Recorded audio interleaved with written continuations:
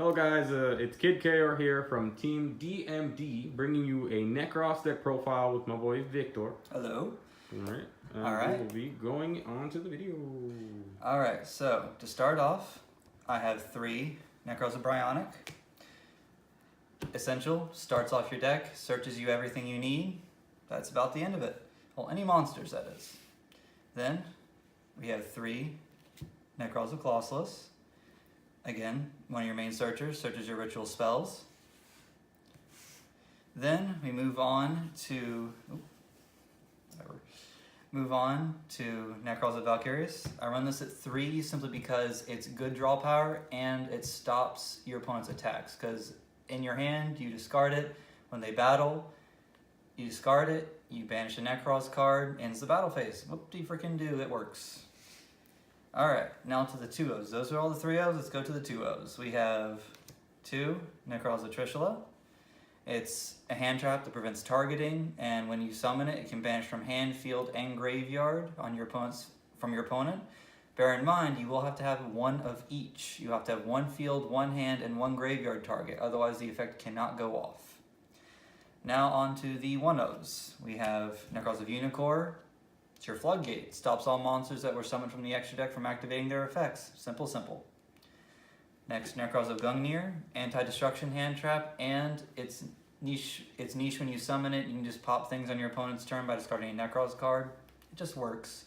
You don't have to run this if you don't want to, but I like it. Same thing with the next card. Nekroz of Decisive Armor. Now, you almost never summon this, but when you do, it's kind of neat because you can pop a face-down spell or trap and then it banishes that card as well. His main effect is discarding to increase an attack by 1,000 of a Nekroz monster. Basically, it's in archetype honest. It doesn't increase as much, but it's cool. Nice to have. Now, that's all the Nekroz ritual monsters. Let's move on. So, we have Incantation Chalice line. I don't know if I need to say anything about that, except that it just lets you summon incantations from the deck. Alright, take all these out of the way real quick. Alright, so next we have one of the main engines for the deck. It's a 2-card engine, very simple. Cyber Angel Benton and Vanity's Ruler. Now, Benton is searchable with nearly anything in this deck. So you search her, you tribute her off to ritual summon something, or even through Valkyrie's effect, I believe it works. Then you get to search a Light Fairy, which Vanity's Ruler is. Vanity's Ruler just turns off your opponent's special summons. It's a Djinn Lock for the modern age, essentially. It's not quite as easy as the Djinn Lock, but it still works since you have your 2 incantations on the field most of the time. So you can continue just to tribute them off to summon this thing. Simple, simple. Alright. On to the main deck monsters. I am running 1 Shurit, Strategist of the Nekroz. Because you have no choice. Because I have no choice. I would like to run it at maybe 2 eventually, but 1's enough. He's simple. He counts as the whole tribute for a Nekroz monster no matter the level. And he also searches upon tribute. That's not by cost, by effect. Be wary of that. So next, we have our incantation lineup. It's the Chalice line. We have 2 Candle, 2 Talismandra, 2 Pensaplume, 1 Bookstone. I like this type of lineup. People are running either more of him or 3 of him. I don't particularly care for it. Thank you. The light. Yeah. So, this lineup's pretty nice. You don't want to see too many of these, but you do want to see some. You just want to be able to summon something. And these are your main tribute fodder for either Valkyries or for your Vanity's Ruler. Alright, let's get on to the spells and traps. Or just spells, actually. Don't run any traps in this deck currently. So, for the ritual spells, I'm running 2 Kaleidoscope, 2 Cycle, 2 Mirror, and 1 Inception. Explain what they do. Okay, so for the Nekroz spells, very simple. They can work as regular ritual spells, or you can use their special effects. If you use their special effects, they're all hard once per turns. So Nekroz Mirror, you can banish any number of Nekroz monsters from your graveyard to ritual summon, but like all the Nekroz cards, they have to be exact to summon out the Nekroz ritual monster. Can't do any pluses. So, and this summons from hand, of course. This is your monster reborn. You can use it to summon a ritual monster, Nekroz ritual monster from your graveyard. And of course, like the others, has to be exact. But it's really nice since all the Nekroz ritual monsters cannot be summoned by other ways. So you must ritual summon them, and this is your monster reborn. Now, Kaleidoscope is my favorite because it allows you to summon multiple ritual monsters at once. So this allows you to send a monster from your extra deck to the graveyard in order to ritual summon. Say you had a level 12. You could send a level 12 Synchro, Fusion, whatever you like, to the grave as long as it's not an exceed, to ritual summon any number of ritual monsters that equate that level, such as a 4 and an 8, so that makes 12. You can summon Valkyrus and Unicorn. Inception is really nice because it allows you to both ritual summon and it then special summons a incantation from your deck after you send one from your field or hand to the graveyard. Alright. Now, your three main searchers. Preparation of Rites. I'm glad this is at 3. Adds a level 7 or lower ritual monster from your deck to your hand. Then you can add a ritual spell from your graveyard to your hand. That card is a +2. It is. Now moving on to the draw power of the deck that's not a monster.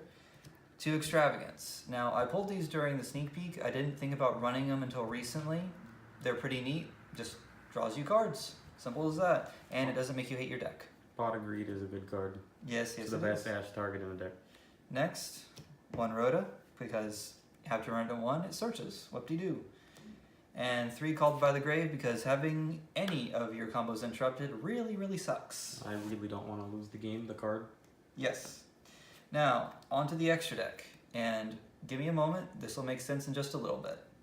I run a small Utopia package, as in regular Utopia, Prime, and Lightning. So the reason why I run Prime is that you overlay, and then you overlay again. This gives you 2 bites at the apple for Utopia, the Lightning's ability. Then 1 Tornado Dragon. 1 ins. Now you also run 3 Herald of the Arclight. This card searches anything out of your deck, basically. Also, it's $20. Yes, it is $20. I got these when they were cheaper. I hate that it's $20, but it is what it is. It's only had 1 printing. $5? 7. 7? Yeah, I got mine at like 4. I got 1 at 7. Yeah. So 1 Bryonic, Dragon of the Ice Barrier, because in a pinch you can summon out Nekroz of Bryonic with Kaleidoscope. Next, 1 Cypherian Lord Omega, because when you ditch him with a card I'll show you later, you can just put cards back into your extra deck or main deck. Yeah, it works. And next we have our main fodder for Kaleidoscope. 1 Odin, Father of the Azir, 1 Star Eater, 1 Stardust Saphir Divine Dragon, and 1 Shooting Quasar Dragon. Now, your lineup may be different. It's fine, whatever you want to use. As long as you use a 10, 11, and 2 12s, that's the usual lineup. I find it's fine. It works good, and it makes it so you don't banish everything off of Extravagance. The only thing that matters are the levels. Yes, pretty much. You don't summon anything out of that. Use the main effect. Now to the side deck. I am running 1 Nekroz of kidchaor. He can come in quite clutch at some point because he simply allows it gives your Nekrozes the power to just destroy anything by battle. Once they attack, pop.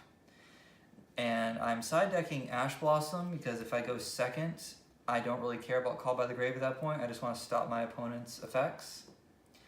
I am running 2 Twin Twisters. Back row removal, enough said. Because no one likes Alter Guys. Yeah. I am running 3 Denko Sekkas. I mean, back row hate. If they set a whole bunch of cards, just summon this, turns everything off. Now, this is what makes my extra deck sort of make sense. 3 Zalborg the Mega Monarch. I don't care for this build that much, but he is an option to side deck him in if you want. It's very easy. You just have to structure your extra deck accordingly. And to make the Utopia package matter in any way, shape, or form, I have 3 Manjus. You can side these in if you want, just if you don't want to, if you want to side up the Vanity's Ruler package, because this eats up your normal summon. Alright. And that'll be it. That's all my deck profile for Nekroz. Okay, so that is the deck profile. Now we will bring out a. Sorry for the technical difficulties, but we fixed it, and now I'm going to show you the combo video. All right, so we're starting off with 3 cards. This is the optimal play. It doesn't really matter which one of these you get, as long as it's not Candle, because you need to summon that one from your deck. So this is my basic strategy. You can come up with any one you feel is right for you. So you reveal Pensaplume, revealing Bryonic, because you have to reveal a monster for his ability. Summon him. And your Candle from your deck. Candle then searches you a ritual spell. You want to search out Kaleidoscope. Keep in mind the columns do not matter for this combo. They do not. So, next, you activate Nekroz of Bryonic, discarding Bryonic, searching out Clausulus. You discard Clausulus, and you get Cycle. So you end up with these 3 in hand. Now, you activate Preparation, nope.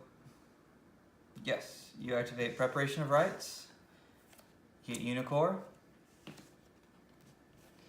You then activate Kaleidoscope, summoning out Yugioh by sending Herald of the Arclight to the grave. Herald of the Arclight then searches out Cyber Angel Ben 10. Choose your key combo piece for this. Now, you activate Nekroz Cycle, tributing Ben 10, summoning out Bryonic from your grave. Now, Ben 10 then searches any light fairy, which is Vanity's Ruler. You then take Vanity's Ruler and you tribute your 2 incantations for Vanity's Ruler. Now, that's 3 cards. If you would have anything else in hand, say a Called by the Grave, or I don't know, a Trishula or a Valkyrus, that makes it an easier play. That makes it so that you can have something in hand to back you up in case they happen to get over this. But having these 2 on board may sound redundant. It allows you backup, because that means they have to get rid of 2 targets in order to actually play. Because he stops your opponent from making extra deck plays, because he negates extra deck monster effects. And this just prevents your opponent from summoning, not you. And he's just sitting there because he's this level 6 tribute for Ben 10. And that's it. Basic combo. Alright, that's the combo video. Like, comment, subscribe, and we will be showing the other deck profiles soon.